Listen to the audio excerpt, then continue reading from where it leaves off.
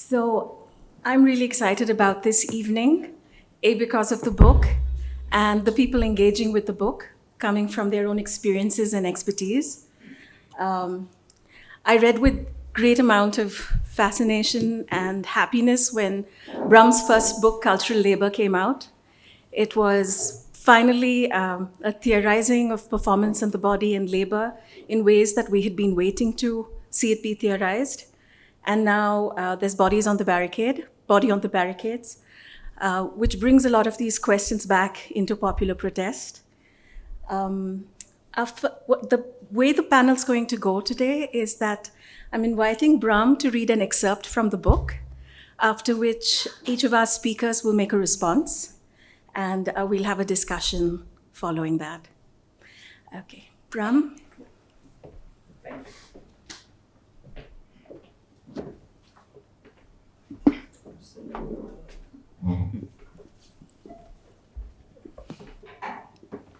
Thank you so much, Lekha, for giving this opportunity to share my work. And I know, thank you so much everyone for coming. We know that a strike is there. Many people are going to miss. They had planned to come, but they could not manage to join us. But yeah, I really appreciate you people are taking this whole opportunity to come here and share and participate in this discussion.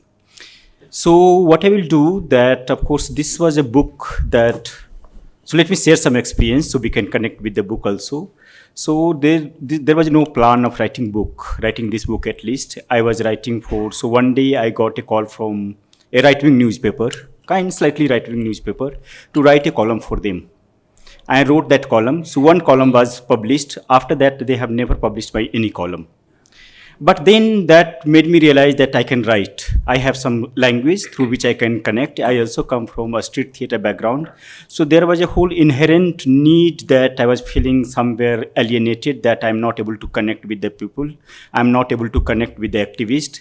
And that was the need that I was looking for. And I think this book has some kinds of mode that can be termed as a topography of theater, where I am using certain models of theater. But it also becomes a street theater modes of writing, where you are just trying to respond to the situation that was emerging at a point of time, and that became mode. Second, that book was earlier it appeared in a scroll. Some of the pieces, small pieces, appeared in a scroll wire, and then I was trying to do the patchwork. So it is basically not an original book, I will say. It's a patchwork that I have done. Later, then, so I had 5-6 pieces, and then later I tried to organize those pieces in. So suppose I will have, I had that time, I think 4,000 words, and making 4,000 words to almost 60,000 words. And if you're writing in a popular media, popular newspapers, then what happens that they will ask you to write things in a kind of 800 words, write in 800 words, write in 400 words. And then we don't generally get an opportunity to explore those themes. So what I attempted to do in this book, that to explore those themes, some of those themes that I was very much interested in, some of the things that was getting forced in our society, and that is the way book is organized.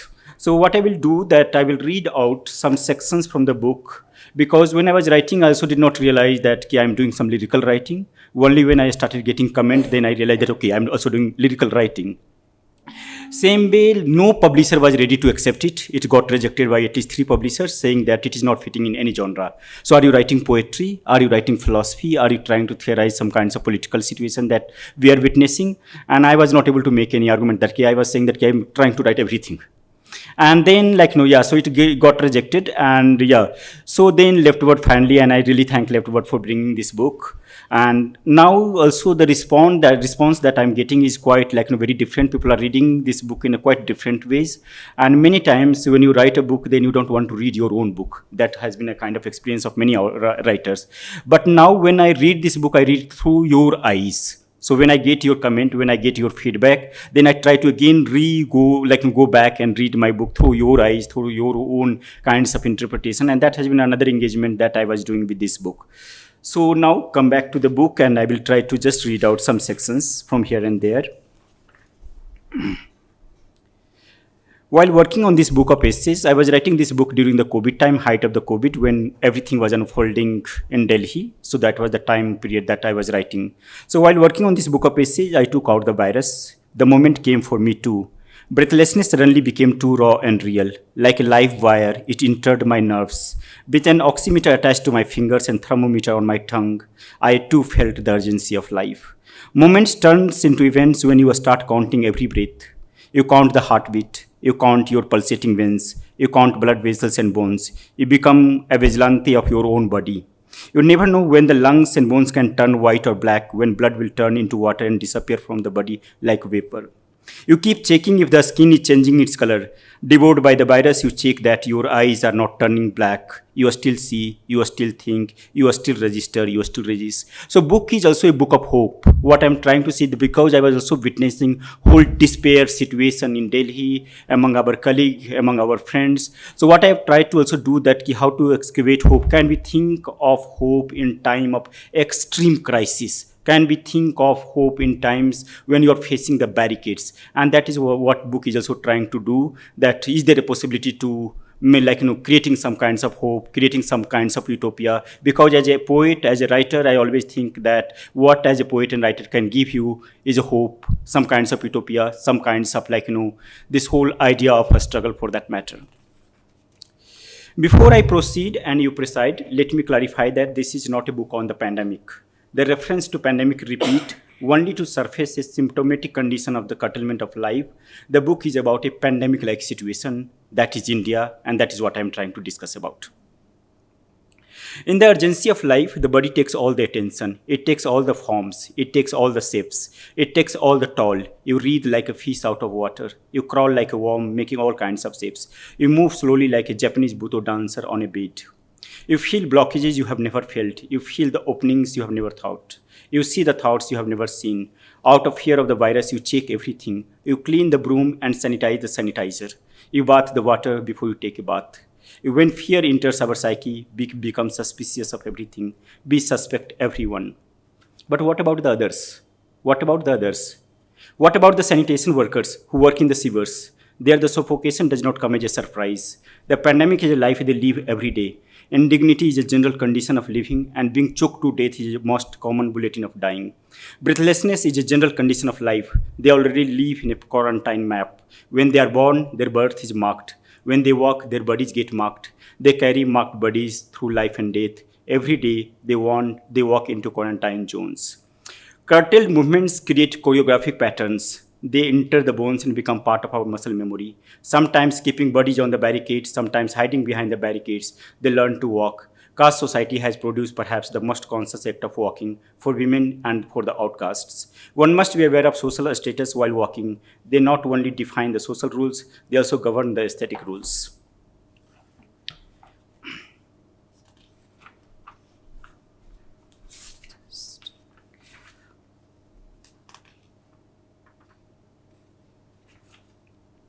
Body on the Barricades, the book, is about thinking about life and freedom from the points of confinement. It is about the act of breathing from the point of breathlessness. It is the ultimate resolution of the body to cross the barbed wires. It is the situation in which we cannot breathe but we breathe. As the authoritarian regime pushes its boundaries, curtails our life and freedom, we have no option but to walk. The situation gives birth to new politics, new resistance, new resolution, new realization. Breathing, a natural and unconscious act, becomes a conscious act. What was physiological becomes political. The right to breathe becomes a new assertion, name of bare minimum that one asks for.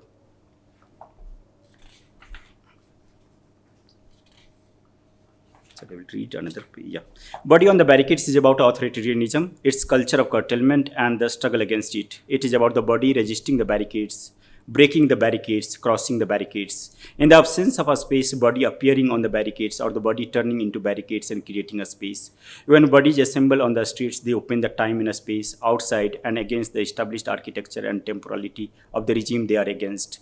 Body on the barricade has its own dialectics. In the situation of extreme barricading, one has no option but to move. Against the barricading, movement is the utopia that gives us hope. But against the rampant movement and performance of capital, it is the barricade and the pause that creates resistance. And therefore, we need to think about barricading both the situation.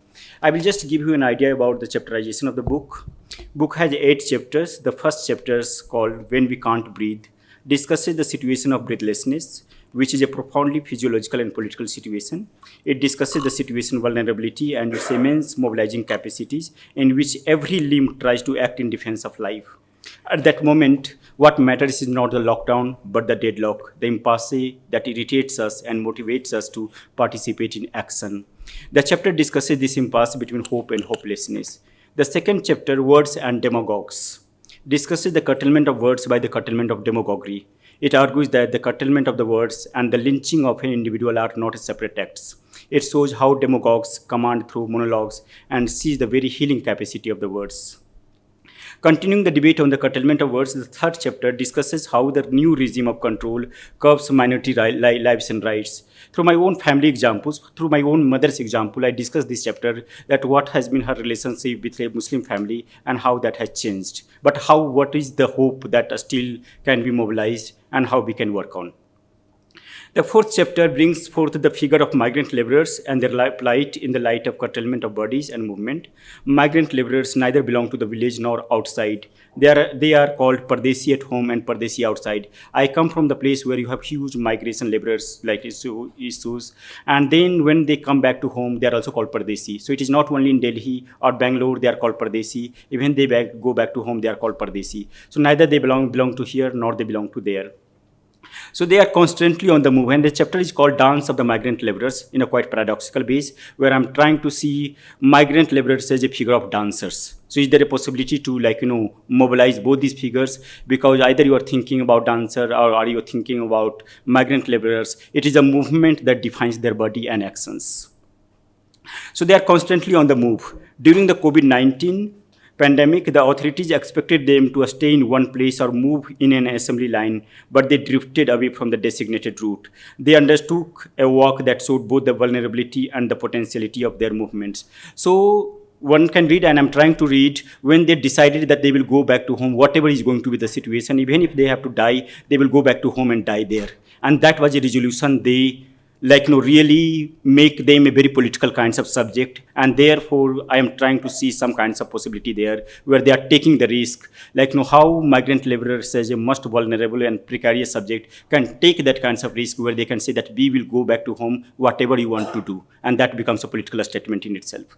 The fifth chapter discusses the curbing of dissenting voices by the authorities. It discusses the tenuous relationship between art and the state, because I discussed that how art and the state are fundamentally in an ontological conflict. So a state has to necessarily maintain some rules. A state necessarily have to maintain some kinds of boundaries. A state necessarily have to maintain some kinds of laws. But art, being an art, has to cross that boundaries, have to transgress that laws, and therefore the conflict becomes necessarily fundamental. And therefore what we are seeing is not something unnatural, but very natural act of art and the state. And that becomes where I discuss about figure of Barbara Rao as a poet, artist, and how he was resisting the situation, and how we can think about when poet is in a coma. So when we are thinking about our society, and when we are thinking about that how figure of the poet is he or she is in a coma, then we are also thinking about the situation where we are entering into a condition of life where sensibilities are coming under attack. The sixth chapter, I moved to the curbing of protest from the focus on the farmers' protest in Delhi and its enduring a spirit that led to the authoritarian regime. A chapter is called March of the Mustard, where I'm talking about different kinds of subject figures and how they were so it was old who were participating. It was children, they were participating in the struggle. So how when we try to think about these figures, they are considered as gossip figures. But how gossip, what we are considering as a gossip figures, they were indeed very political figures, and that is where we need to also mobilize the politics. And finally, I moved to this Una strike. And when I talk about Una strike, how much time we have? 3 minutes, okay. So I will read a section from Una strike. So when I discuss about Una strike, then I'm talking about that how Una strike is trying to expand the very notion of a strike itself, workers' strike itself. So, and if you have observed, if you have read some news from Una, then it was not just a strike against the working class condition. It was also a strike in a very spiritual domain. It was also a strike against some kinds of divine domain. And that is the strike we can talk about in our society, because if you're thinking about Indian caste society, then we cannot just talk about the strike in a physical context or a strike in a material context. We also need to talk about a strike in a very spiritual and religious context, and that is what Una strike precisely did.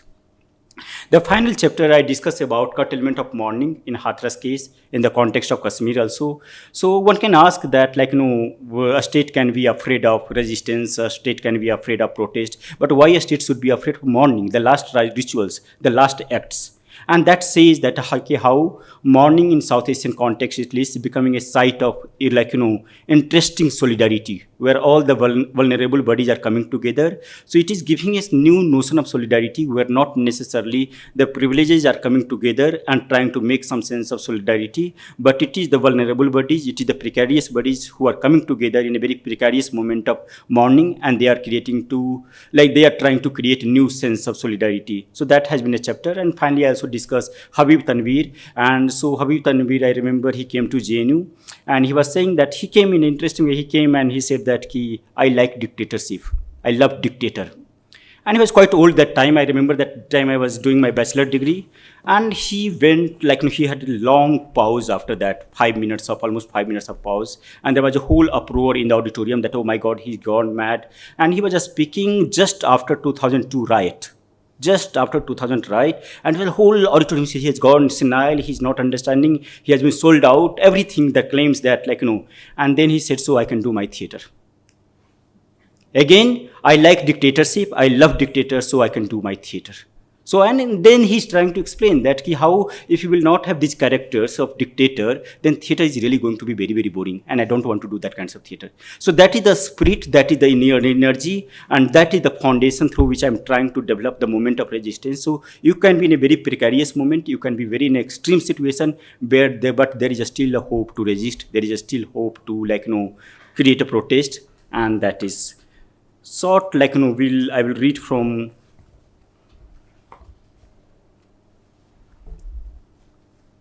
Sorry, when I was trying to think about the panel, then the whole idea was that, many of them are not going to say yes. So I asked many people together, and they all said yes, we will come.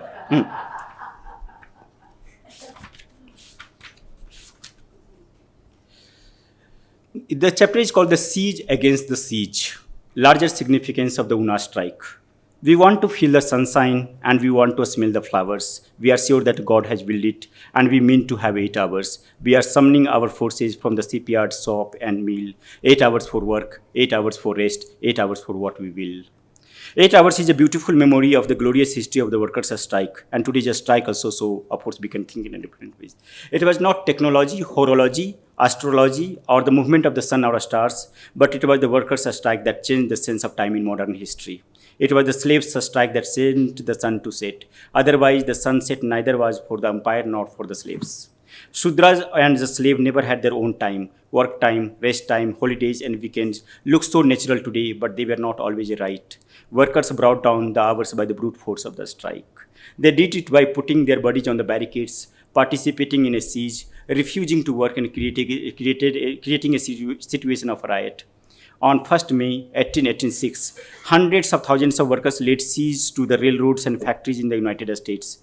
They halted the machine, they shut down the factory gates, they blocked the movement, they seized time and history. They gave a slogan that resonated like a song: 8 hours for work, 8 hours for rest, 8 hours for what we will. The legacy of May Day strike is a beautiful as well as explosive. It is explosively beautiful. Its beauty lies in its radicalism. But how do we think about a strike at a time when authoritarian regime is criminalizing peaceful protest? They labeled the peaceful anti-CA protest as an anti-national assembly. They called the farmers' movement a terrorist gathering. The Una strike in Gujarat in 2016 brought back the question of a strike again. When rights and dissents were facing curtailment, it renewed its commitment to a strike that can be termed as a bare minimum protest. In the Una strike, India witnessed one of the most powerful and aesthetic mode of protest in recent history. It remains unparalleled in its evocation and precariousness. It used actions that were unsettling to the authorities. It deployed the art of disgust that was repulsive to the Hindu social order. If you remember, they were throwing cow carcasses to administrative office, and that cow carcasses become a kind of emblem of their politics. They were trying to bring those materials in public, and they were using these cow carcasses as a some kinds of theatrical properties to participate in that protest. So the artwork of Una stood against the notion of purity. It unleashed danger at a sublime level. It appeared with terror and awe. It exposed the hypocrisy of Hinduism. But its largest significance seemed to be much larger than what it did. It has to do with how you strike to make a strike meaningful in a specific cultural context. So basically, this chapter talks about a strike in a specific cultural context, and how when you are like, so suppose some forms of a strike only gives privileges to civil society, but some forms of a strike give some kinds of opening for women, some kind of forms of a strike gives like also opening for Dalits and Adivasi section. So we also need to think that what is the nature of a strike in which we are participating, and which modes of a strike has been like privileged, and which modes of a strike has been marginalized. So if the larger significance of Bhima Koregaon lies in the fact that Dalits can defeat the Prakash Peshwa by challenging caste supremacy, the larger significance of Una strike lies in the fact that caste society can be seized and Hindu society can be put on hold. It also indicates the mode of a strike that works in one part of the world may not work in other parts of the world. While taking knees as a symbolic mode of protest has been quite successful in the United States, it has symbolically failed in India, because you cannot kneel down in India, because kneeling down would be another forms of humiliation, and therefore the forms of a strike that we can talk about. And of course, chapters also talk about Ambedkar's idea, because he extensively wrote on a strike, and he calls it a breach of contract. And I would like to end with his quote. He's saying, "It has been said that there is no such thing as a right to a strike." So he's criticizing the people who were trying to curtail the rights to a strike. So it has been said that there is no such thing as the right to a strike. My reply is that this statement can come from a man who really does not understand what a strike is. If members are prepared to accept my meaning of the word a strike as being nothing more than a breach of contract, then I submit that a strike is simply another name for the right to freedom.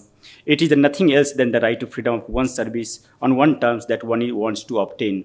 And then he goes on to talk about, because when we are talking about the strike, then we generally talk about a strike in a very formal sense, where you have the formal contract of the workers and the owners. But how you are going to talk about a strike of the Una strikers, who were not necessarily part of the contract, but they were definitely part of the ritualized contract of the caste society. So I think we need to expand the notion of a strike itself, and how Una strike was able to expand that idea. So thank you so much. I have taken a lot of time. Yeah. Thank you.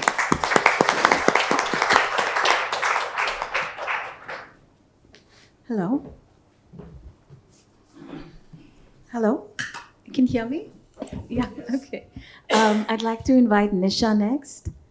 Nisha Abdullah, theatre artist, whose recent work has also been engaging very strongly with the protests happening in the country. All my work. All. Hello, everyone. Nisha, I'll call time in about 10 to 12. Yes, please do. I doubt I'll take that long. Famous last words. Hello, everyone. I'm Nisha. It's great to see new faces and familiar faces. Thank you, Brahma, for, it's an absolute brilliant book, and I love the fact that I'm here. I want to start with a little excerpt, which I love, and I've consistently gone back to just to read these particular lines. The book is dotted with hearts and underlines, which is not usual for me. I don't usually do this. I might put little bookmarks, I might fold, but I very rarely underline copiously. But this one, as I was reading it, I felt deeply acknowledged, very, very seen, and I felt like across the pages, across the miles, I found another member of the tribe. Because I know Brahma only from his writings that come in mostly alternative media. And of course, we're connected on Facebook, but we haven't really sat down and done some addebazi. So I felt deeply acknowledged. And I want to start with this bit. It is the utopian but uncompromising principles of poetry that heal civilization from historical wounds. He says poetry here, but in my head, I've extended it to all art. We need to save and defend these poets. Hiding in the caves of Aravali Hills, the poet Vidrohi is still calling, "Tum mujhe bachao, main tumhara kavi hu." You save me, I'm your poet. The call is not about the poet's narcissistic life. It is about the urgency of life that a poet senses like a shaman and transports like air. Look, the poet is in an ambulance entering the emergency ward. Do we understand the meaning of poets in an emergency? Do we feel the meaning of words in a coma? Do we understand the poets, writers, and activists in prison? If we can feel it, it's still fine. If we understand it, we can still withstand. We can still behold the meaning of life and art. When it comes to attacking poets, writers, and activists, then the state has a straight logic. They are Maoists and terrorists in disguise. Instead of doing poetry, they plot to kill the prime minister and parliamentarians. Instead of prudence, they were planning to topple the government. But one who understands the value of art and poetry knows that this is not the case. The reasons for the attacks emanate from the consciousness that keep society sane in challenging times. My response to this, much like the book was for me, is also deeply personal. My practice I articulate as one that is really trying to bring an alignment between my artist self, my healing self, and my minority self. To be Muslim in this country means that there is no escape. And so the pursuit has always been about bringing this alignment in place. And Brahma's book spoke in a way that I've never really experienced any book to. It kind of unentangles multiple things that keep us in curtailment. And these multiple things, if we're not careful enough, they kind of merge into one blob that makes it difficult to breathe. But what Brahma's book so poetically does is it has kind of unwoven those threads. It's plunged us into deep despair, but it also kind of rises and takes us in hope. And the hope is not empty hope. It's hope that is kind of deeply settled in the body, because it is hope that comes from actioning as well. It's hope that comes from being in community, with community. It is hope that comes from breath, from life itself. And so it's not empty hope, because we have a lot of that. Words like hope are thrown very easily in our context. And for different people with different experiences of this regime, it's difficult to believe words. And Brahma actually has a wonderful chapter where he talks about the beauty of words and what demagogues can do with it. So between breath, body, and community lies the actioning of Brahma's hope and many of our hopes. Some things that occurred to me while reading this, and I couldn't read it in one go. I had to read it in bits and pieces because it really kind of churns a lot. It churned a lot for me.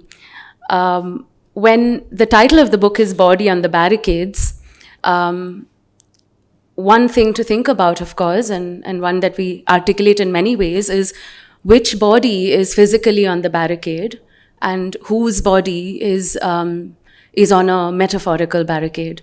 And we have a sort of responsibility, all of us, to kind of see that difference as well. Many times we don't qualify enough. Yesterday I was at Varun Grover's show, and he said one of the jokes that got the biggest laughs was, if you take an orange and give it to the orange-clad bhakt, metaphorically or physically, then and ask what is it, the bhakt will say, this is a santra and ye khane ki cheez hai. But if you ask the left liberal or anyone really on this side, then they will look for nuance in the orange, and in that orange in that nuance we will lose sight of the fact that ye khane ki cheez hai. And that one got like a huge round of applause and laughter, and I've been thinking about that since then. So one of the nuances that is often missed is the bodies on the barricade, which is physical, and the bodies on the barricade, which is the metaphorical barricade that is holding us in curtailment. And what are the shifting orbits of barricades between your body and the actual barricade, my body and the actual barricade. The other thing that came to me was we speak here of art and how artists are clearly sanity keepers in a context like this, but then who are the bodies and where is the community that props the artist is a question that is very alive for me, has been alive for me and many of my sathis for a couple of years now. Where are the bodies that props up and that keeps the artist sane? Where is the community that does that as well? Of course, we have our artist community, but where else will this hope come for the artists, for the poets? These are really what I wanted to kind of leave you with, and I want to close with. Maybe it's not ideal that I read the last para now, but I want to close with that. Literally, the last para goes, "We are not making an exit. This is not the end. We are only taking a pause. We will meet again at the barricades in words for life and freedom." A popular saying goes that the barricade closes streets but open ways. Again, which body meets at which barricade? And which body has the choice of not being at the barricade, the physical barricade? A question that was very alive for me by the time we closed the book, and probably makes sense to also look at a sequel, Brahma. Thank you, everyone. Thank you. Thank you, Nisha, for the voice as well. I invite Chandan Gowda. No, you want to go? He's still studying. Okay.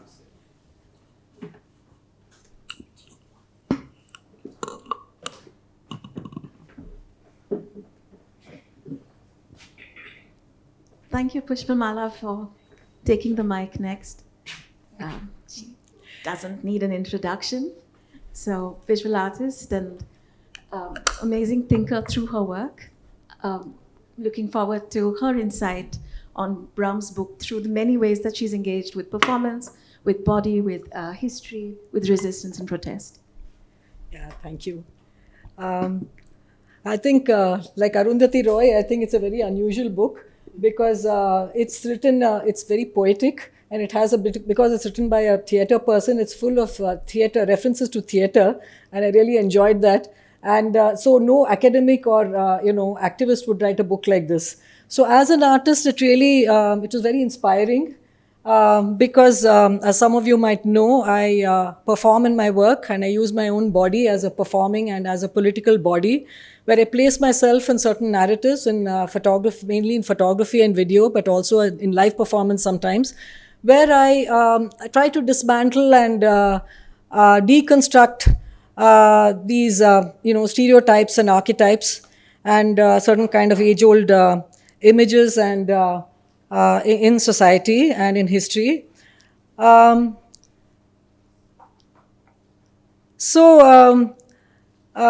this whole performativeness of the book really interested me because, when sometimes people get very tired of protests and because it's all about victimhood, So it's all these kind of groups of victims, one after the other. But I think what Brahma Prakash has done is actually made these protests into expressive, creative acts.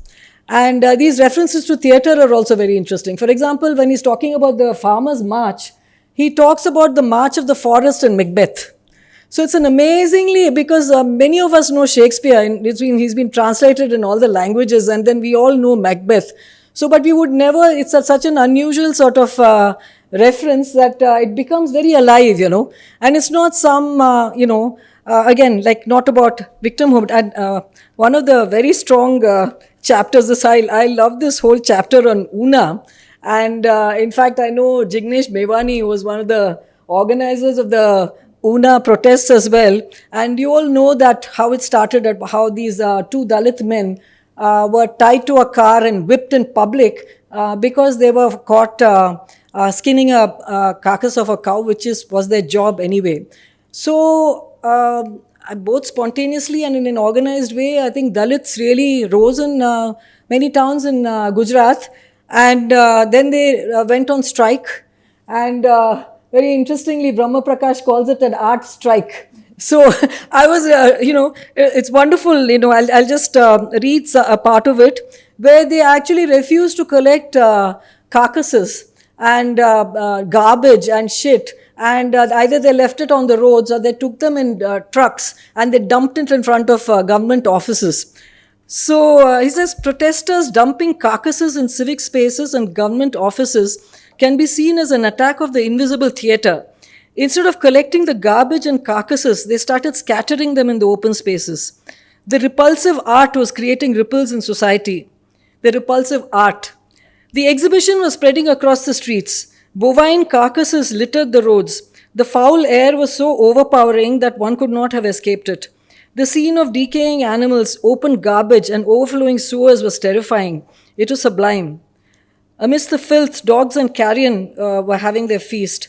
They were eating and scattering the bones. They were piling skins. They were pulling out limbs of cows. They were divulging the intestines of the sacred cow. No such powerful exhibition has happened in recent history in any art gallery. No sensorium could match the evocation. The black curtain and the white cube could not have held it. In one stroke, Una exposed Hinduism, nationalism, and the Indian laboring caste's working condition. Una exposed the sacredness of the Hindu social order. Hindus are feeling helpless. So, in one of the, I think about protests, he says that, sometimes these protests seem unsuccessful because they don't have a direct result. And even the farmers' strike or many of these strikes, you don't know what has happened. They're still asking for MSP, or like, you don't know whether it's just all these protests about the rapes and all that. Rapes still carry on. But I think what happens, and that's what he says in the book, is that it's sort of first of all, the people who've taken part in these protests, their lives are changed forever because they have internalized that sense of collectivism and of rebellion and so on. And it's also these forms start spreading in society. For example, many of us have been on several protests and so on. And then I was thinking, actually, around the time of the anti-CAA and later on the farmers, I said, how can I, as an artist, express this in my work? It's very difficult because it becomes very, it can be either simplistic or it can be like propaganda or it can be like, so how does, in a complex way, actually, memorialize this? Because a lot of the slogans, and actually they're very ephemeral, people just handwrite them and then they throw them away and all that. And then another wonderful thing about especially anti-CAA, but also other protests, was the protest poetry that came out. So I am not at all a poetry person, I'm a prose person, but for the first time I started, really sort of enjoying the poetry, and what was happening was it was just spreading everywhere. So these protest poems were being translated simultaneously, and they were being sung and at all the protests, and it was on YouTube, and it was just everywhere. So I decided to memorialize the slogans and the protest poetry in a series of works which I call Nara. Nara means slogans.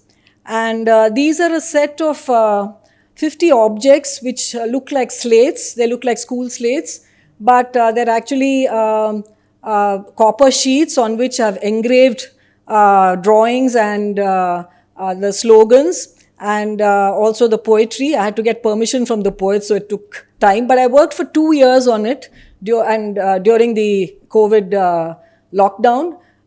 So these actually, because it is not in an ephemeral material, it's in fact it's in a very expensive material like copper. That's one way I tried to memorialize the works.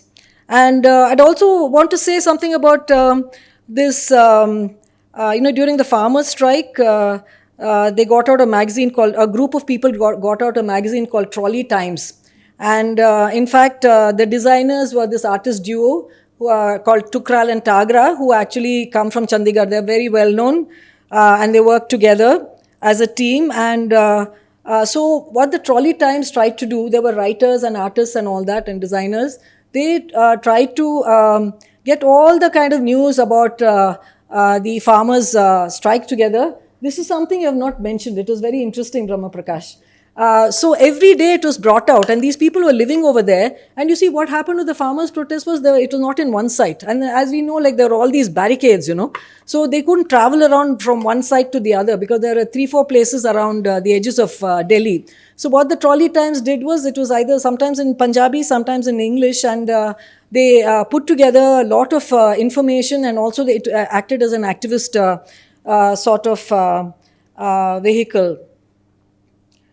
So what I want to say is that what I'm trying to say is that I think what's happening is it's not very obvious, but we know we are living in this fascist sort of times, and sometimes these protests are out there in the public, but I think there's a lot of resistance, and it has spread, and it's sort of slightly underground, and one doesn't know exactly what's going to happen, because I think that's one of the positive ways I look at it, because it's not that sometimes one thinks, there's so many protests and the same thing happens again and again and again, so again and again there are, lynchings and caste rapes and like communal incidents, and no problem is solved. But it's not so easy as well. But I feel positive that there's a kind of, as I said, I'm just talking about the art world, but it's just spread. Another funny thing. See, these IAS officers and people like bureaucrats and scientists are the most conservative people in society, and in fact, they're all Brahmins also. So suddenly you find, out of the blue, which never happened before, recently, you'll find 90 IAS officers, protesting against something, being anti-establishment, for instance, and then you find some 50 scientists, and the scientists are always laughed at because they're supposed to be scientific and rational and all that, but their computers always had Ganesha, I believe, anyway, so they 50 scientists, come out and protest against some policy or something that has happened. So it's very interesting because all these groups of people, they were not actually part of this kind of resistance and barricades and so on, How much time do I have? Okay, I'll just wind up then. Yeah. So another thing that, as I said, Brahma Prakash's book is, he's sort of grounded it with this kind of performativity, and that's what's so interesting about it. And this first chapter, when he talks about breath and breathlessness, it immediately reminded me of theatre because, breathing is so much a part of theatre. In fact, Maya Krishna Rao, who's sitting over here, has written a poem called I Can't Breathe, and which I've actually used in one of my slates. And it starts with COVID very specifically, and it's very experiential and it's very material. And where COVID was a great leveler, where you find different classes of people experience this breathlessness. But then he goes to the caste thing, where the sanitary worker, or maybe the coal miner, the miner, it's a normal thing for them, this breathlessness, because they're always going into these pits, and constantly you hear about people who are dying because of the toxic fumes and so on. And then it's panoramic, Then he goes to the Vedas, and he goes to Valmiki, and then he goes to Kabir, and he talks about how the Sangh is trying to subvert Kabir and saint poetry, And then, so it's then, he goes to religion, and he goes to capitalism, and so there's this wide, vast sort of sets of references. And as I said, he talks about poetry, he's quoting poetry, he's talking about theatre, literature, visual art. And so it's, I think, a very interesting and unusual book. And congratulations, Brahma Prakash.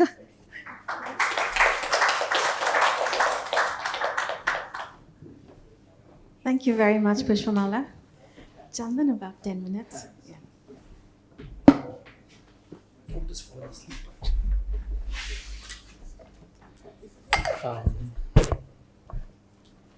Thank you. I don't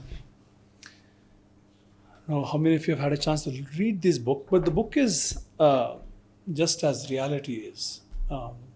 There's no clarity in the sense of it actually accentuates the non-clarity in front of us. And what irritated me at the beginning, I came to accept as, it couldn't be any other way.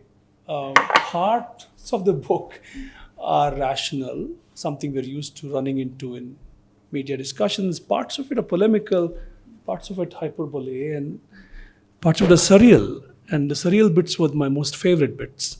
And some of it is, straight up autobiographical, personal experience kind of memory recall. I just want to share a certain kind of response, which I suppose is something that I hope everybody can plug into. This is an over-politicized age. I don't know how else to characterize it, in the sense every little seemingly any incident is being given a political color, or not political color, a political complexion is seen in it. And I really think, as those of us who try to keep ourselves responsibly informed about the changes in the world, are in a state of exhaustion, because too many events are up close all through the day. Like Pushpamala referred to, dozens of incidents of violence come up close, and we all want to feel correctly about those things, properly respond to them on the ethical register. And there's also a sense of something coming unstuck. A model of society that everyone was used to thinking about, in a way, of how causes happen, how consequences are seen, etc. It just seemed very blurry. And I don't say this to then evade responsibility for seeking clarity, but I think there is definitely something about this age that is troubling in the way it's eluding our regular frames of understanding.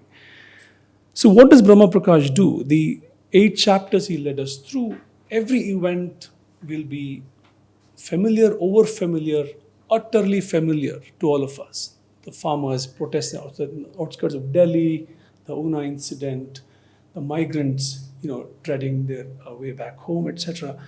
But these are utterly familiar and utterly almost factual, without depth. And you just wonder, you did know these things happened. We did live through the pandemic, and we actually did experience the curtailment that you talk about.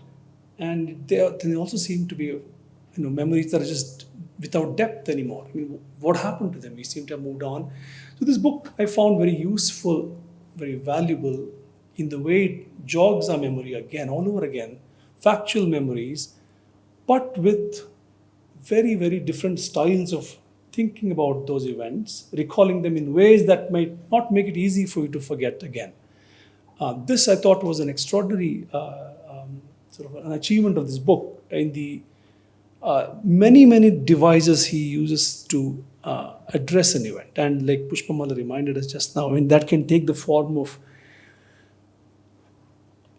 a wide comparative sort of, reference drawing, Maya Angelou, Martin Luther King, Ambedkar, the Japanese dancer who dances slow. And it's, in that sense, it's not an India discussion alone.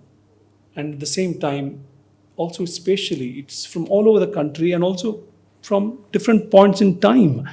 It's, in a way, also a little schizoid, I felt. And again, perhaps there was no other way of navigating this field of thinking about this all at once. Please remember, it's not a piecemeal approach. It's trying to grasp the whole, as it were.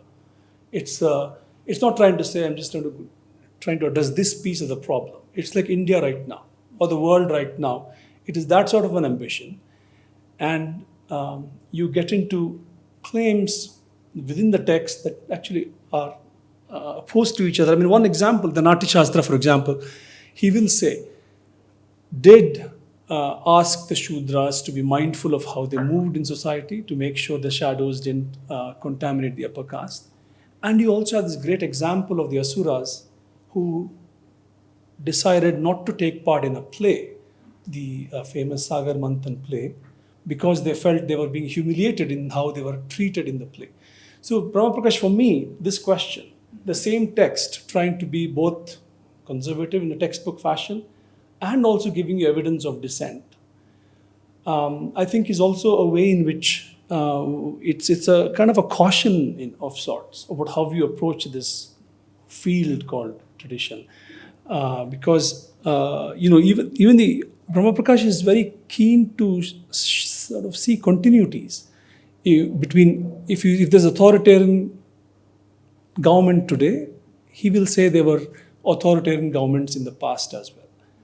And if there's community prejudice today, you saw them in the past as well. Now, the only thing I wasn't sure of is with what kind of an ease can we establish this continuity between what seems to be authoritarianism in both cases, the pre-modern states as well as pre-modern communities, because the example he gives of his own mother and his own family, which his mother harbored deep prejudice against Muslims, against the vegetable vendor. That's an extraordinary episode he recalls for us. But at the same time, she was very fond of her. She was unhappy when she died. And she inquired about how the grandson was doing. And this for me, this Ashish Nandi's famous designation of communities in traditional India, or even in contemporary India, that have the right to feel prejudiced about the other and give them the right to feel prejudice about themselves while not seeking their annihilation. This is what he said was unique about communities in South Asia. Let's not think of a peaceful situation where all communities were in harmony with each other. That was never the case. But what was the case was those communities did not seek annihilation of the other, which is characteristic of fascist culture. So you do have hierarchy, which is what I meant to say. Hierarchy promotes monologues, you say.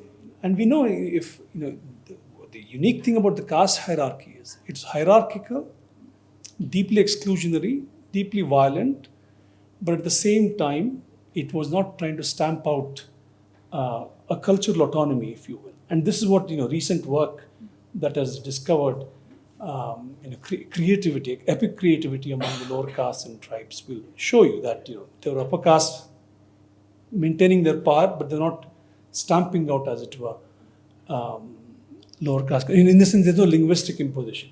Language may be valued in different ways, but the language of the other castes also flourishes, and as we know, has impacted. The history of community life, community cultures in India is nothing if not of conflict and self-expansion at the other's expense.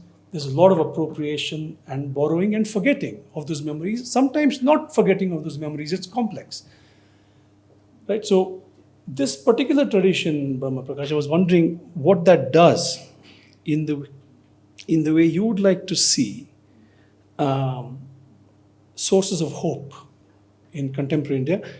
And outside of the big resistance movements that you've seen, and again, I was wondering, how do all of us try to understand the everyday navigation of, call it fascism, call it authoritarianism, in a non-heroic fashion, in a quiet, unself-conscious manner, as you may want to call it. But there is definitely something, you have few dramatic acts of resistance, and then you have hundreds of acts that are also resisting without maybe seeing it as resistance, or maybe seeing it as that in small ways without making, which is what is, this act which ended in such a tragedy.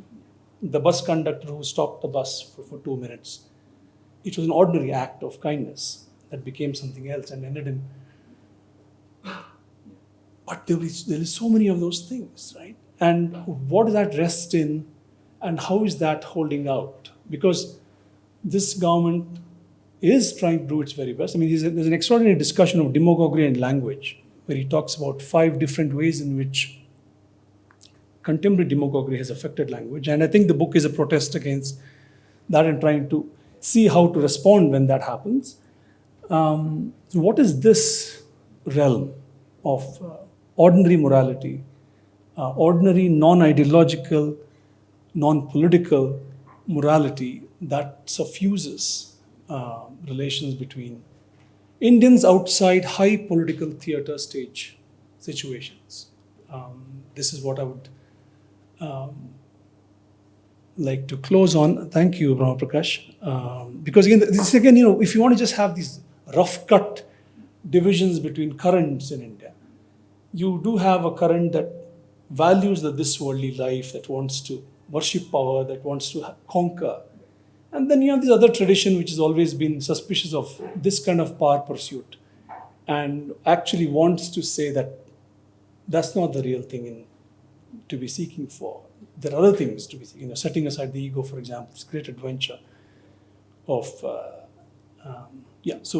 So what is this tradition doing? Which you quote Kabir as an exemplar of that tradition. And despite the attempts to take off the Persian Arabic from his lines, I think he's still doing well. And yeah.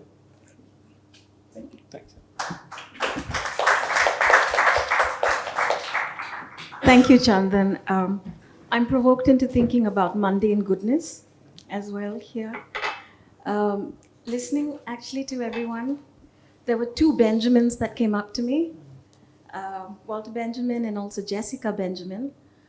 Benjamin, who writes about notes, at a time of crisis where you can't theorize, where you don't get full unities, and all you can do is make notes at that point of time. So to think of this exchange, the book, even our own utterances now, is an exchanging of notes of some sort.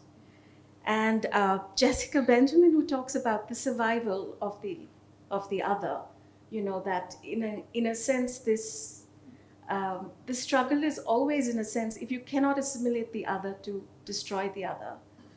But eventually to survive that attack is part of what life is about.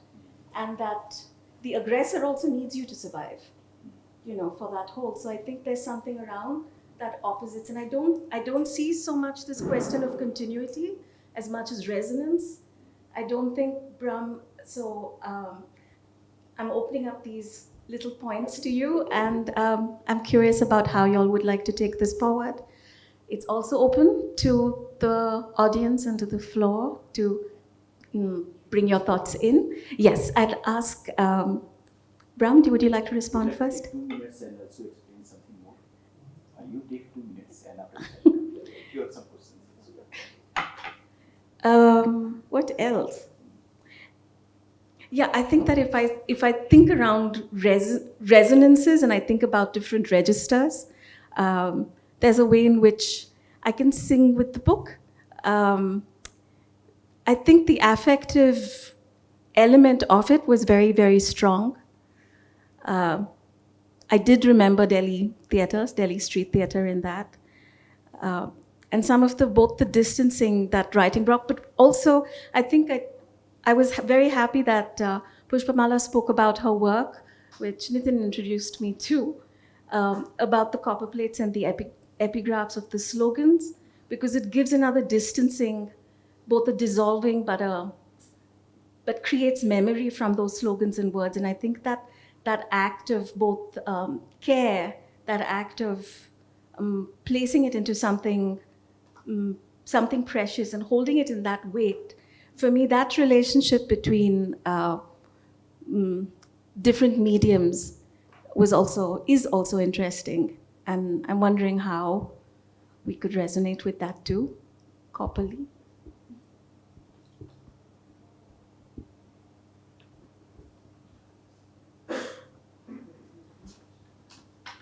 Thank you so much, everyone, for yeah, that is what I like about this book. First time, in terms of reading, people are reading in a quite different ways, and that is what I feel that, I participate in few discussion, and I feel that may not be people are reading in one way, and that is what I'm able to connect with my own writing and my own book, and that is what I was saying.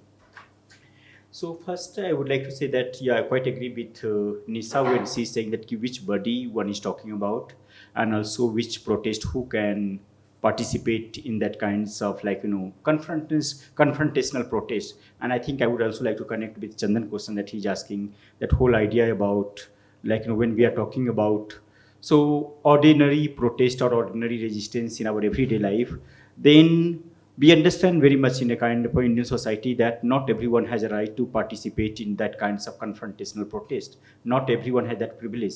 If you're thinking about workers, if you're thinking about more precarious laborers, then not necessarily they are coming to every protest and they can participate in that protest. And therefore, we also need to recognize that whole resistance that happens in everyday life, in everyday kinds of things, and that we need to very much connect with that.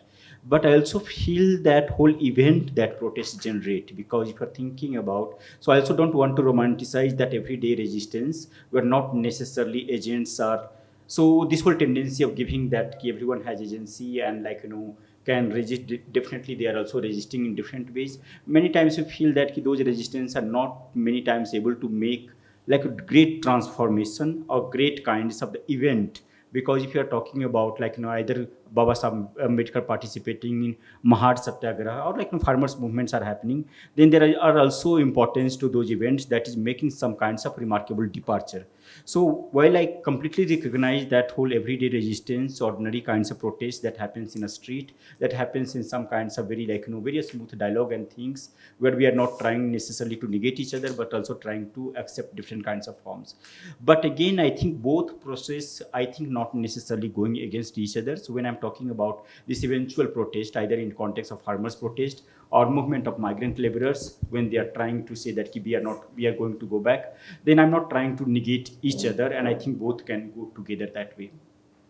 Second way, when I'm trying to read in my own ways, either I'm writing about migrant laborers or protest movement and things, so I will say that one can write around these themes, around these events, one can write 100 books. So I want to be part of one book. I'm not claiming that I'm trying to again make universal claims, and that is the things. I think that many books can come together, and this is the way I think these events can be read. So I'm writing in a different way, maybe Nisa is writing in a different way, and we need to read together. We need to have a dialogue between the books. We need to have a dialogue between the texts, and that is the way I generally try to either. I was talking about cultural labor in my previous book, then that is my context, that when I'm saying cultural labor, then that is not only the perspective or context that I am saying that this is the right and others are wrong. I think we need to bring different categories together, different perspectives together to navigate this process, because process remains very, very complex and not necessarily I'm able to capture all the complexities in that sense.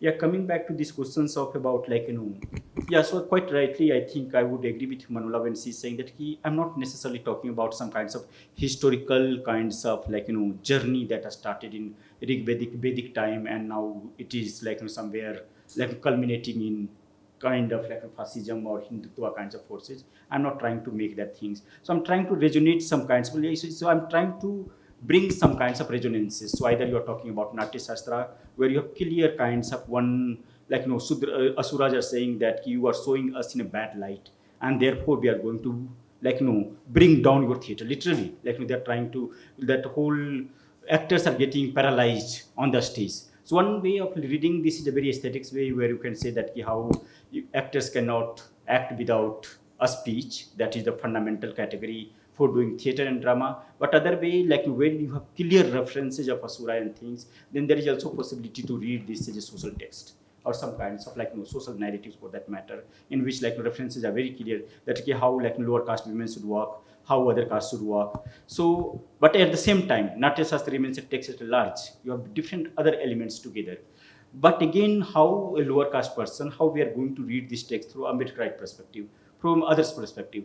So it does not mean that that does not have aesthetics elements or that kinds of conceptual framework that gives us a lot of opening. But at the same time, who is reading this text, from which vantage point of view, how I'm going to read this text, and that becomes a kinds of, I will say, very subject position or kinds of community position, or that kinds of, I will say, again, vantage point that we are trying to read that text. So when I teach Natya Shastra in my class, then maybe for aesthetic category, I talk about Rangmanch and different other kinds of things, and there I say that, of course, it is making a lot of sense. But when I read the first chapter, Origin of the Natya, or maybe the last chapter where they are saying that how, because they were dethroned from heaven, and therefore they become Sudras. So how all the actors become Sudras? And when you're talking about Sudra, then I think we need more layers of interpretation, because Sudra is a caste who will not have their own time. And then when you are saying Sudra, then one can dance on your tune, whatever way one can dance on your tune. So that is the way I'm trying to read. This is more about resonance than really going into that kinds of academic complexity, providing references from either Romila Thapar or going into ancient time and things. So it is also rhetorical text. It is also very hyperbolic text that you mentioned. So I claim that it is a very hyperbolic text, but that has been a mode of writing. Finally, I will talk about this whole writing things, because many times I feel the limits of writing. When I was doing academic writing, then I was always feeling this whole constraint, confinement, and that like somebody is trying to control me. A structure is trying to control me. Academic writing references is trying to control me, and I just wanted to get out that. I was feeling so suffocated. And then moment came when I started writing these kinds of like lyrical modes of writing, then I felt a sense of liberation. When I write, I feel a sense of that. It is not just I'm talking about freedom, I'm getting a sense of freedom in my writing itself. So writing becomes coming as a force for me. And I think when perhaps I talk, I'm not able to capture those resonances when I write. And therefore writing becomes a very, like we'll say, some kinds of embodied kinds of things in which I'm talking about sense of freedom, sense of liberation, and things like that. Also, I write from the limits of the writing because I'm not trained in the grammar. I did not go to very English medium or school that way. So I always feel confined with the grammar, with the categories, which vocabulary that you are going to use, which is things. But when that limits itself becomes a kind of so when I write, then also, so in Patna, was a person who gave this comment that he write, लेखक इस तरह से दिखाए जैसे half रहा हो. And that's parallel, like, my God, how come this person really captured my sense? I was really panting when I was writing and really panting. Not only I was panting because I was writing on a serious issue, but I was also trying to find out the words that, okay, where to generate the words. And I also learned a beautiful lessons from Gadar. I did a series interview with a Balladier Gadar. And he told me one day that, what do you write? And I said, we write essay, we write everything. And then he said that we don't write like the way you write. And then I asked him, how come you think that we don't write the way you write? And he said that when we write, we think sabda as a living essence. For me, every sabda is a jiva. Sab sabda mein ek jeev hai, life hai. But when you write, for you, it is just 500 words. And he was so true that when I was writing earlier, then it was all about okay, 500 words, finish that chapter. And 1,000 words chapter. But again, when I started having conversation with him, then I also learned this lesson of importance of sabda in our own civilization. That how you are going to engage with sabda, how Kabir engage with sabda, how our self-appreciation. So their sense of sabda is also about some kinds of living presence. It is about life that we are talking about. So yeah, of course, when it comes to many analytical questions, I think this book is not analytical.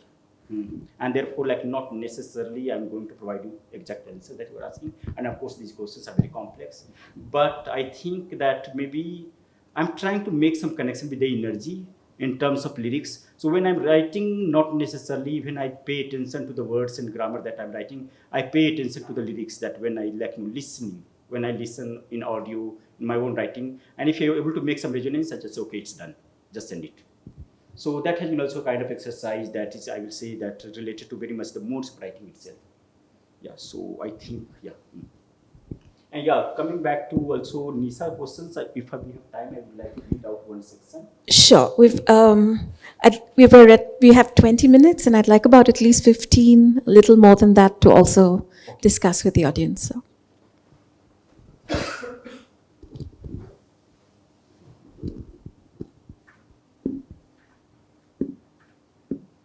Yeah, so I am talking about some kinds of solidarity. I'm talking about collective and possibility of collective. Is there a possibility of collective? And because many times when we are talking about identity politics, when we are talking about class politics, and then I'm neither fitting here nor fitting there, and that becomes also very kinds of challenging position for me, that where I'm fitting. So I would like to read one section, and the section is called "We Will Gather Like We's." In the simplest sense, we is I and you. It is I and you and you and you and you. We is the idea of coming together in body and words, in alliances of bodies and promised words that forms collective. But we is the problem here. Perhaps it is the most fundamental problem of politics. It moves between the possibility and impossibility of marching together. It presents the challenge of coming together. They say a collective is impossible. It is all fractures, it is all fragments, it is all false. It is all futile exercise, and thus it is impossible to build solidarity. But that is the challenge. Of course, there is no easy way out. One has to be suspicious of we when one speaks on your behalf. But we also reminds us of our shared humanity, our commonality, our deep emotions that connect our emotional universe, despite all the fractures and holes. Writer and activist Bell Hooks tells us, for across all the differences of race, gender, class, sexuality, religion was a shared realm of emotional feeling. And that is the emotional feeling, that is the psychic kinds of situation I want to bring my writing, or even the idea of the collective itself. So is there a possibility to think about collective from the very vulnerable, from that precarious position, from the sides of the mourning, from the sides of the grievability, And that is perhaps I'm able to see that some possibilities, some solidarity is possible for that matter. We is not based on, collective is not a privilege, it is an urge. It is necessary that we cannot escape even we differ radically. We need to find solidarity from the questions of Toni Morrison asked, how people cry, how do they sleep, the sound of silence, rhythm of the body, color of the dawn, qualm of the dusk, failure of the movement, faith in the eyes, the conviction of the rebels keep creating the sense of belonging, of possibility of a new world. And that is the solidarity I want to talk about. So thank you so much. Yeah. Can I just say? Yes. Yeah. But this is not again a response. I'm not giving really a response to all of the questions that you are asking. I'm just trying to make a kind of engagement and dialogue, open up a dialogue. Yeah. One of the words that came to me when reading the book is that the book is also an act of translation, I feel. That it translates across multiple groups of people who are in curtailment in different ways. And it's kind of bringing these threads of our lives into each other. And the fact that it can happen in a book is really remarkable, because one often experiences that in, say, the theater or, say, in music. But because so much of the expanse of what you've covered, it is really wide.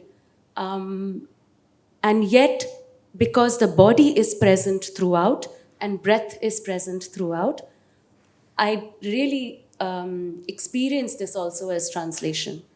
So even when you read that chapter, it is a translation for those who may not know the power of community, not as choice, but as a matter of survival. So your book is also translation. And also, thank you, Pushpala, for reading, because, of course, I did some street theater sometime, but again, when I was writing theater, performance was not in my mind. Precisely because I am in that discipline, I engage with that discipline, so it was coming indirectly. It comes quite indirectly. And later, one professor, Simona Sani from IITC, so that it presents as a topography of theater. And then I started reading as a topography of theater. But it's all I'm reading now through your comments, because I have definitely written from very different kinds of perspectives. But when I get your comments, and then I will go back and again try to read through your comments. That's where I have gaps, holes, and definitely I want to create holes. I don't want to make a breeze. I don't believe in making breeze. Thank you. We have about 15 minutes for both the panel to continue with resonances, but also for those of us who've been listening and would like to share. Yes?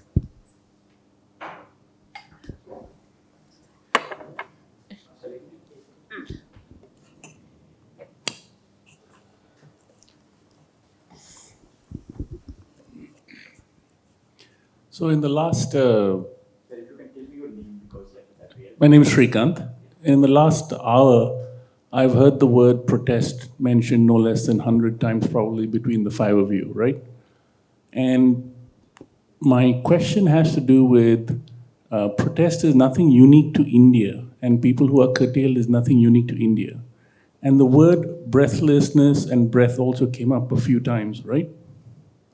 So what it struck me was one of the most sort of widely covered and probably most important protests in the US was the Black Lives Matter protest, right?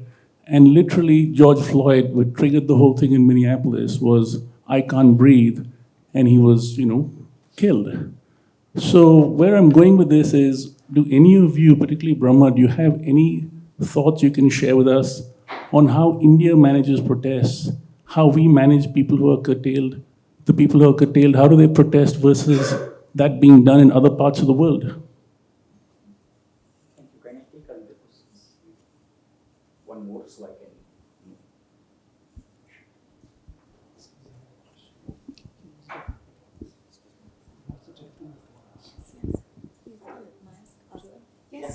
Yes, Maya. Sorry, I haven't read the book, but as an artist, I just would like to share because I see some of my friends here, and I'm also new to Bangalore, so this is my way of making friends with Bangaloreans. Um, Going through this whole period, let's say if we were to take 2014, let's say, as a benchmark, what I've seen as an artist is that it's very, I hope the book is not doing that. I'm sure it's not doing that because Brahma Prakash is writing. But it's very, very easy to put all of protest under a single umbrella, and therefore the next step to romanticize it somewhere. And then following on, how artists respond and get on stage and do stuff becomes utterly heroic. And then we put all of these artists and those protest movements up there, and they are the greatest. And then for a while, we forget that what is going on with the artists.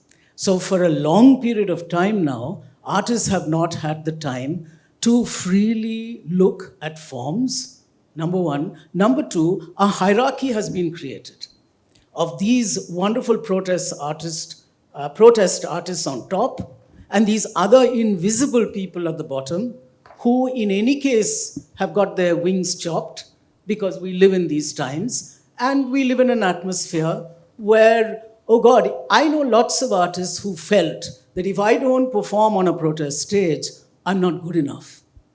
And so we tend to set standards of art from the protest stage, which for me is the most dangerous thing.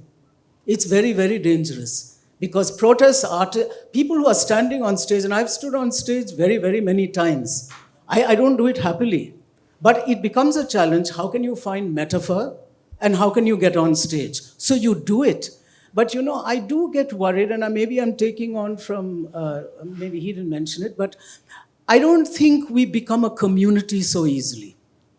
I think we become pretty fragmented, in fact. I don't think protest movements are that unified. Whether it's the farmers' protest, whether any kind of protest, there are contradictions within the protest movement. When artists engage with them, they see it. We lived in Delhi, we saw it in Delhi, and yet the artist is navigating and trying to, for a moment, present something there, but is hoping to get off that stage and to be an artist, which is not easy. And so time and again, you're getting up on that stage with a blinkered artist's mind. So I'm hoping that your book somewhere does also look at dissent, at reaction, artist's response historically. What is happening to artists? What is happening to art forms? What is happening to protest itself? That all these questions become very important, and I fear for us creating a hierarchy and romanticizing these things without getting into an analysis, which is very important. Thanks. Thank you. Thank so I you. will try to answer both these questions. And thank you, Maya. You are very much part of this book also. Your work is there. Yeah, so we did not get chance to meet also. But thank you for asking this question. Yeah.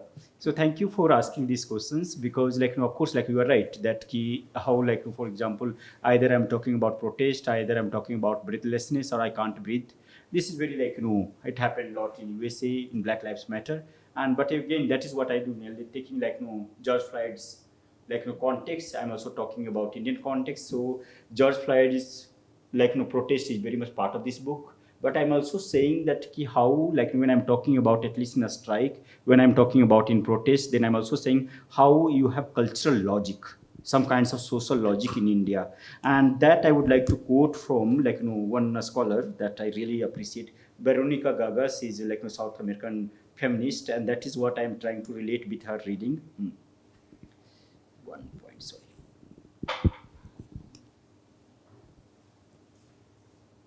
Yeah, so she would say that we need to ask how was the strike reinvented and transformed by movement led by subjects and experiences. So, for example, when I'm talking about a strike in India, and I'm talking about Una strike is very much universal, part of the universal workers' strike that I'm very much able to see. At the same time, Una strike is able to expand the notion of very much a strike in Indian context. And that is the way like most of the chapters are organized. So necessarily when I'm talking about protest, I'm not trying to also make some kinds of parochial localized argument.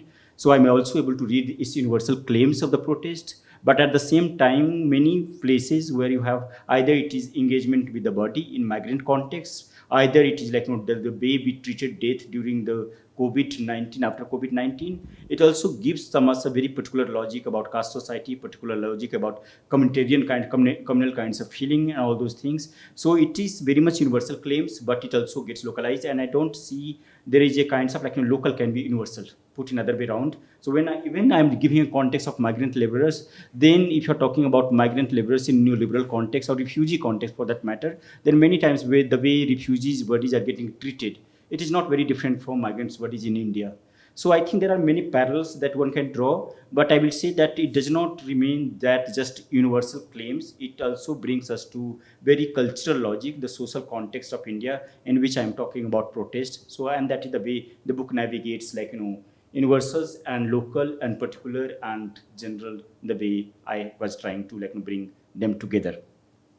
Yeah, so I quite agree with Maya with you that how many times when we try to talk about protest, it gets become romanticized, and especially if you are coming from most liberal kinds of framework and liberal left kinds of legacies, then we keep talking about protest, a strike in a more uncritical ways that we can think about.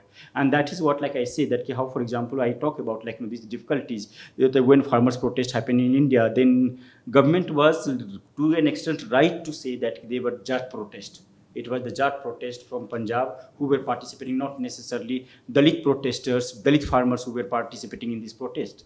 So that much, those elements are very much there, those contradictions are very much there in the book also. And I also think that those need to be recognized, that these bodies cannot come together.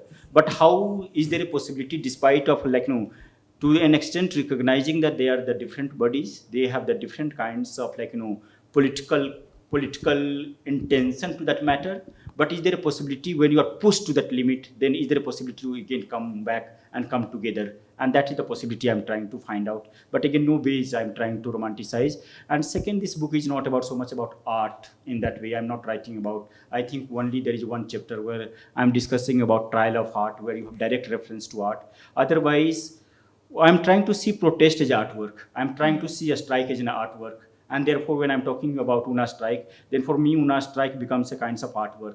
Same way I have written a new piece recently where I'm talking about bulldozer and an artifact. So I'm trying to bring some of those objects that is really getting aestheticized in neoliberal regime, in a current regime. So either we are talking about bulldozer is not necessarily an artifact for that matter, but it almost gives you that kinds of effect. It is getting aestheticized to that level where it can be read as an artwork. And that is the way. For example, I'm trying to write one thing where lynching becomes an installation art. And that is what fascism does. That it is lynching is an installation art of fascism. And that is the way I'm trying to read artistic through the artistic perspective. Not necessarily I'm trying to read artwork, but I'm also trying to read many of the cultural influxes or cultural kinds of symbolism that is becoming part of our larger mobilization in which we are in. So that is the way book is organized. So not necessarily I've dealt with many artists, and that has been a kind of frame. But thank you so much for coming and making this remark. I'm so happy.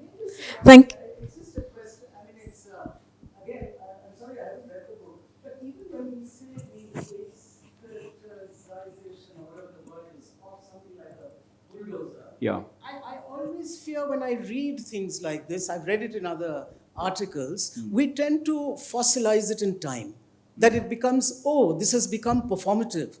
The bulldozer has become performative. And then what we lose in the bargain is how, particularly in fascist times that we are living in, that these things go through a history.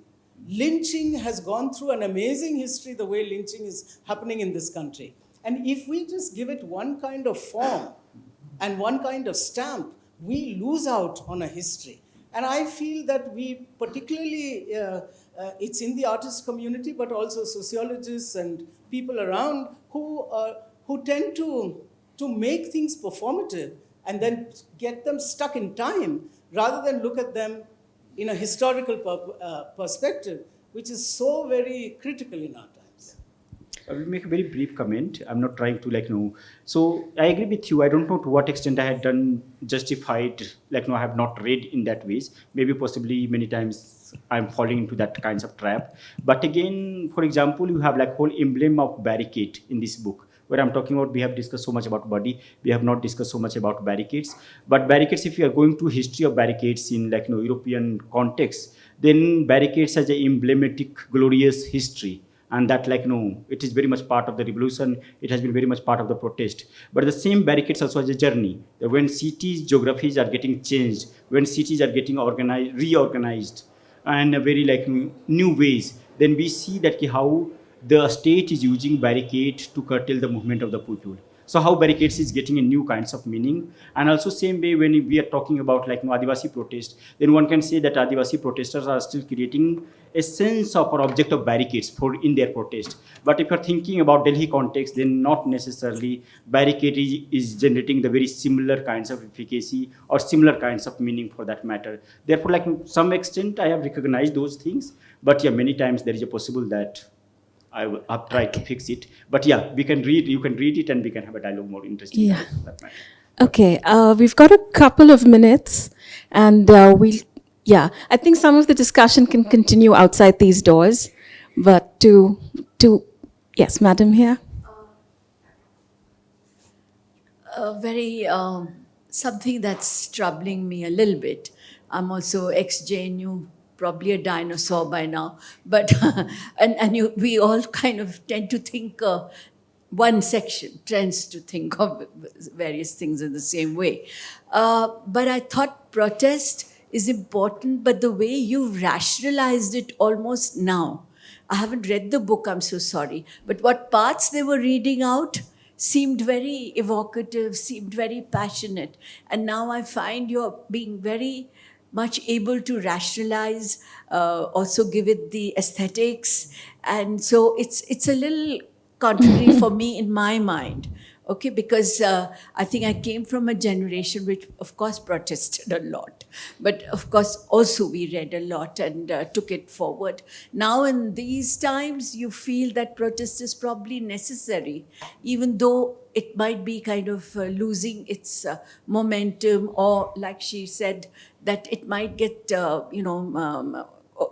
it might get into some kind of a hierarchy where you're then pushing it aside.